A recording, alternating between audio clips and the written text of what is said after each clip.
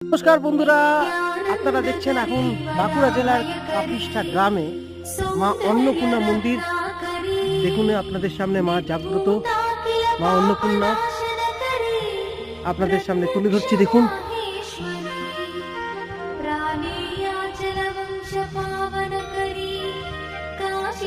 প্রচুর মানুষ দূর দূরান্ত থেকে আসেন মায়ের দর্শন করতে। মা অন্নপূর্ণা সবাইকে ভালো রেখো মা। দেখতে পাচ্ছেন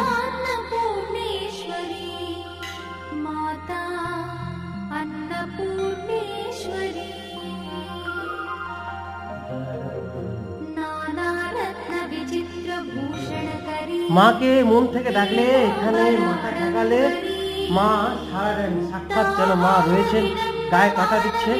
বন্ধুরা, আপনারা যে যেখানে আছেন এই বাঁকুড়া জেলার কাপিষ্ঠা গ্রামে একবার এই মন্দিরে মায়ের দর্শন করে যান, এটুকুই বলার। আপনারা ভালো থাকুন।